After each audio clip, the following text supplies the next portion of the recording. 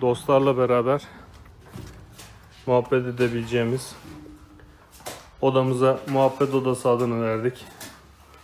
Biz de her şey keyfine olduğu gibi burayı da güzelce ilk önce zemin betonuna attık. Tavanlarını kaplayacağız. O kadar emek harcamışken kuzine sobamızı yine kuracağız ama buraya da bu şekilde bir şömine yapacağız. Onun için bugün çalışmalara başladık. Şöyle köşeye şöminemizi yapacağız. Burada kuzine sobamız, etrafında nostalji ürünlerimiz, yer sedirlerimiz, çok güzel bir muhabbet ortamı olacak inşallah. Şömine ana iskeletini oluşturduk. Üst iskeletini yapıyoruz. İçini ördük. Saçlarla kapattık. Üstünü böyle kapatıp güzelce beton atacağız. Sonra bacasını öreceğiz. Etrafı bunun da inşallah güzelce taş kaplanacak. Şöminede yan yüzeyi biraz daha genişlettik. Taşlar güzel dursun diye. Malzememiz bitti. Şimdilik bu kadar. Sonra devam edeceğiz. Muhabbet odası için yaptığımız şöminemize devam ediyoruz. Geçen de ana iskeletini ördüğümüz şöminemizin iç kısımları kalmıştı. Ateşe dayanıklı olsun diye basmaçı tuğlasıyla öreceğiz. Malzememiz bitmişti. Bugün şöyle güzel bir alın tahtası yaptık. Üstüne bir şeyler dizebilmek için. Ön tarafını ve komple üst kısmını doğal taşlarla kaplayacağız. Bugünlük işimiz bitti.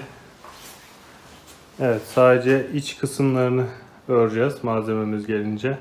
Bacasını örüp onu da taş kaplayacağız. Şöyle taşlarımız hazır.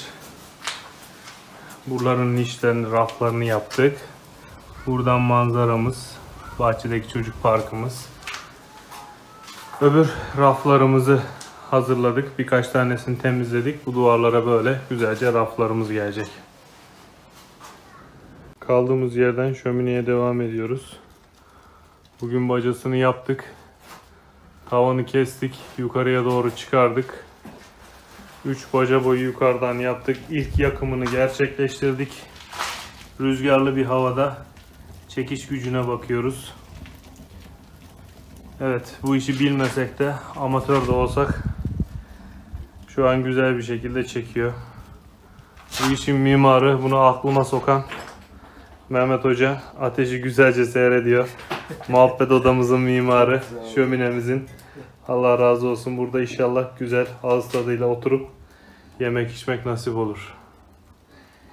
Muhabbet odamızdaki şömineyi çok şükür bitirdik. Geçen gün bacasını yapmıştık. Yukarıyı kestik. Çatıya bacayı çıktık. Ondan sonra dışı çok hoşumuza gitmedi. Sıvamak yerine bu şekilde bugün taş kaplamasını da yaptık. Böyle önüne güzel bir niş yaptık. Burada da aynı şekilde var. İçini komple basmaççı tuğlasından ördük. Önüne bir şöyle kül dışarı çıkmasın diye bir şey yaptık. Buraya odunlarımızı yığacağız. Artık kullanıma hazır. Elimizde kalan malzemelerden böyle güzelce bir şey ortaya çıktı.